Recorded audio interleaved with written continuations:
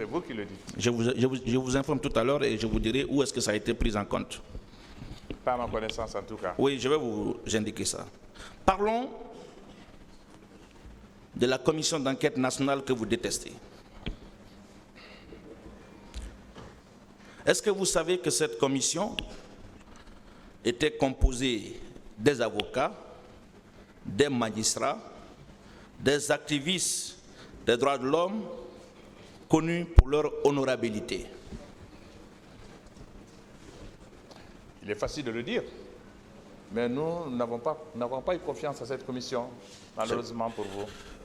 C'est votre droit. C'est votre droit. Cette commission. Je vais, avec la permission du tribunal, vous dévoiler, et même à la face de l'opinion nationale et internationale, les visages qui ont composé cette commission, que vous déclarez, n'est-ce pas, ne pas être crédible.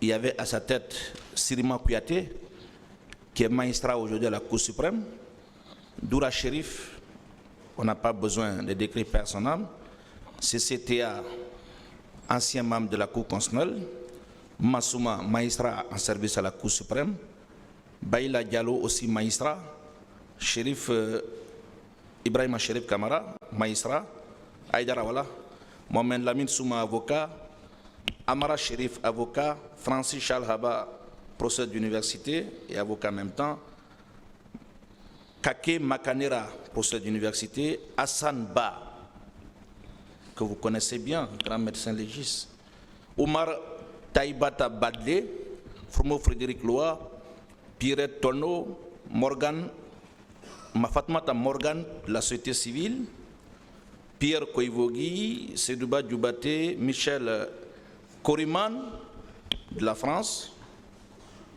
Je me limite là. Vous pensez que toutes ces personnes-là n'étaient pas aussi crédibles pour résister et faire preuve de neutralité et d'indépendance? Je ne veux pas porter de jugement sur ces personnes, mais la commission, en tant que telle commission nationale, nous n'avons nullement confiance à cette commission. On a vu d'autres commissions qui avaient été mises en place par le CNDD, qui comprenaient aussi beaucoup de personnalités et dont le travail n'a pas été honorable. Donc nous avions des réserves sur cette commission nationale d'enquête. Je n'ai rien contre ces personnes que vous avez citées, mais la commission en tant que telle, nous n'avions pas confiance. Je vais, avec la permission du tribunal, exploiter l'ordonnance par laquelle cette commission a été créée. D'accord?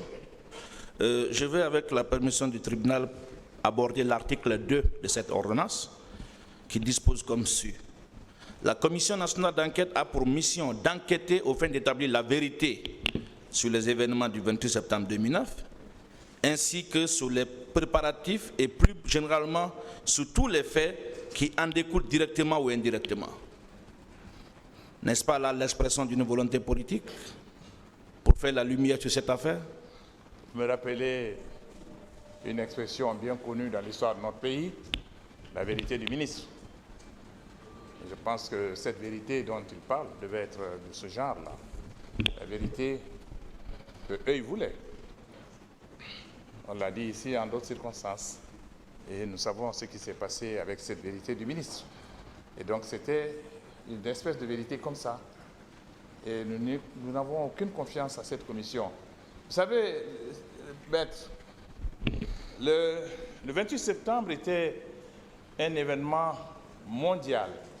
Et aujourd'hui, ce procès emblématique est suivi par le monde entier. Mais les événements du 28 septembre aussi étaient emblématiques parce que le monde entier avait suivi ce qui s'est passé à Conakry et c'était effroyable. Et le gouvernement avait pris peur. Et quand ils ont pris peur, ils ont pris le devant. Ils savaient que la communauté nationale allait venir. Ils ont essayé de mettre en place leur commission à leur façon. Et je ne doute pas que leur résultat aurait conclu en la responsabilité des leaders des forces vives. Et c'est ce qu'ils recherchaient. Et c'était ça le but. Et nous l'avons perçu. Et c'est la raison pour laquelle nous n'avions nullement confiance à cette commission. Je ne voudrais pas répondre maintenant à cette question. Je l'ai répondu plusieurs fois. Et je voudrais me limiter au dernier commentaire que je viens de faire sur cette commission nationale d'enquête. Je vais continuer mes questions. Vous êtes libre de ne pas répondre. Voilà. À l'article 7 de cette ordonnance, il est dit ceci. Les audiences de la commission d'enquête internationale sont publiques. La commission d'enquête indépendante sont publiques. N'est-ce pas une opportunité pour vous à l'époque de venir publiquement dire ce que vous soutenez ici et permettre au public national et international d'apprécier ce qui s'est effectivement passé? C'est ce que je fais aujourd'hui devant une juridiction en laquelle je crois. Et ce que je suis en train de faire depuis 3 jours. Je crois en cette juridiction. Et c'est pour ça que je suis venu. Et c'est la raison pour laquelle je suis présent. D'accord. L'article 9, et je vais continuer, ce sera la dernière partie que je vais exploiter dans ce rapport, dans cette ordonnance, autant pour moi. Article 9. À l'issue de ces travaux, la Commission nationale d'enquête indépendante dresse un rapport, émet un avis et prône les recommandations nécessaires à une justice effective en ce qui concerne les faits relevant de sa compétence. Ce rapport rendu public est publié au journal officiel de la République. Est-ce que vous savez que le réquisitoire du procureur général qui a déclenché cette poursuite s'est appuyé sur le rapport de cette commission nationale d'enquête et le rapport de la commission d'enquête internationale? Maître, je reviens encore sur un sujet sur lequel j'ai eu à m'étendre très largement. Vous rappellerez qu'avant le début de ce procès au mois de septembre, le procureur de la Cour pénale internationale à ces pays, M. Karim Khan, était à Conakry. Et à cette occasion, s'est entretenu avec le gouvernement, les autorités nationales, ont passé un accord. Ce procès prendra tous les éléments, y compris le rapport dont vous parlez, et tous les rapports qui lui seront soumis. C'est le rôle de ce tribunal d'apprécier. Mais je tiens à vous dire que ce tribunal, en lequel je crois fermement, saura faire la part des choses. Et nous sommes encore, et jusqu'à maintenant, nous sommes sur notre position que cette commission nationale était mise en place pour les besoins des autorités d'alors, tout comme ils l'ont fait avec le comité ad hoc en inversant lors des élections. Tous les moyens étaient utilisés à cette période-là pour pouvoir aller dans le choix de leurs décisions. Et c'est la raison pour laquelle nous n'avions nullement confiance en cette commission. Et puisque nous disons que nous n'avions pas confiance, alors pour moi, tout ce qu'ils auront dit, je n'ai pas confiance. J'ai confiance en la juridiction qui est devant moi et qui est en train de juger cette affaire maintenant, en toute transparence. Je vous lis les 3 premières lignes du réquisitoire introductif du 8 février 2010. Le visa.